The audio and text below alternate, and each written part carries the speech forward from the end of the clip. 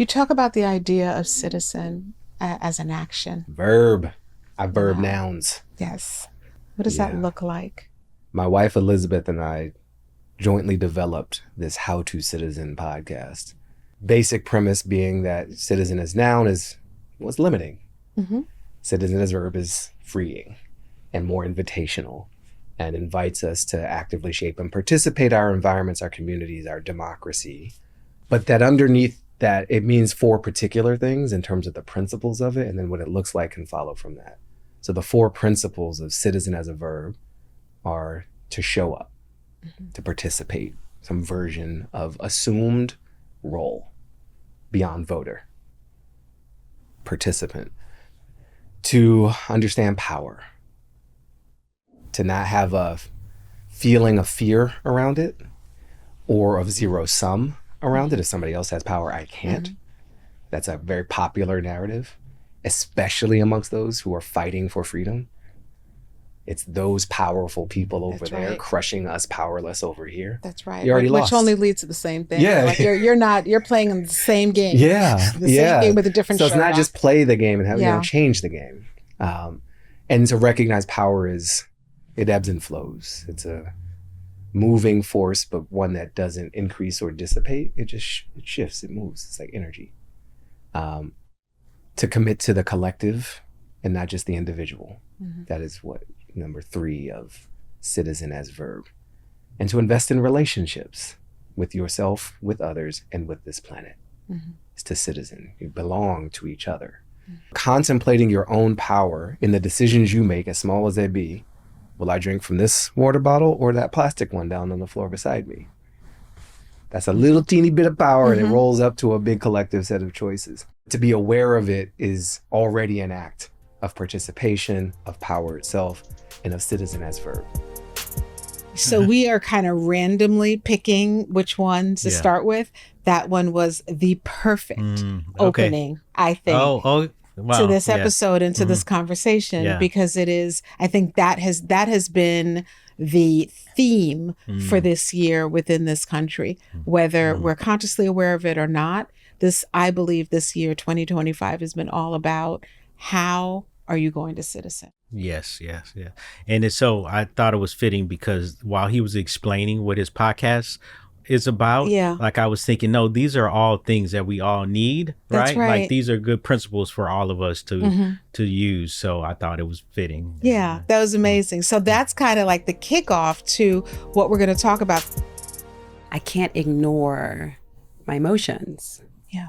I can't ignore the vulnerability because I still feel and I feel deeply, right? And I won't be ashamed of that, although some have over the years have definitely shamed me for feeling deeply, right? You need to suck it up. You wear your heart on your sleeve. Yes. It's not a matter of wearing your heart on your sleeve. It's a matter of being connected to your emotions. Yeah. Right?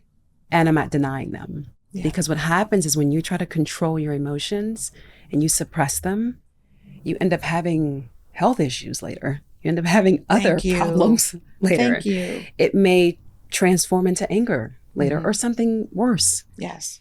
And so let's avoid that, right? Let's not have those issues. Let's deal with our emotions. And if they're attached to trauma or anything else, let's deal with that too. Because what happens is that all of that will probably be projected onto someone else. It may show up in your friendships or your relationships for that matter. So deal with them. Yeah, it will show up. For sure. It's like my baggage will be talking with your baggage. My baggage is arguing with your baggage. And we're not even in the room. Yes, that part. Yeah. That part. Yeah, I loved that conversation with Danita Austin. And she, and I also kind of, again, serendipitously am enjoying the flow of this. Yeah. Because thinking about how to be a citizen and then following that up with the incredible job that we've all had to do in managing our emotions this year and regulating our emotions and our nervous system.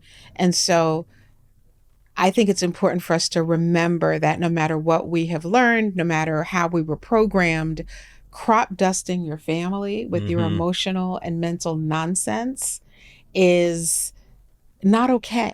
Right. Yeah. You know, it happens sometimes in families, right? I mean, you know, you have a hard day. Sometimes it happens, but that being the norm is not, there are better ways.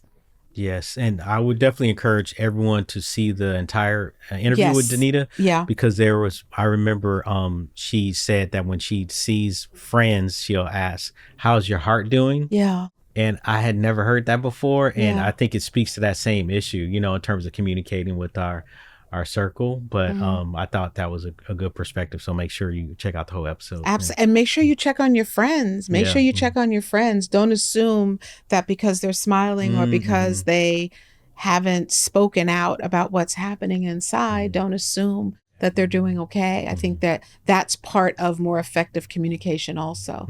It's like, I'm going to ask you how you're doing. Yes, yeah. And maybe you're going to say I'm fine. Give a real answer. Yeah. And give a real answer when you're presented with that question.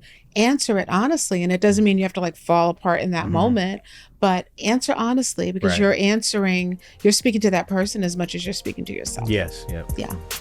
No, your ancestors are the people who are right before you, and you will be an ancestor one day. So my invitation to you as you wrap up this year and as you get yourself ready for next year is to consider how you can start to focus on doing the work that you know needs to be done in order to eradicate a behavioral pattern or a cycle of behavior within your family that you know does not work.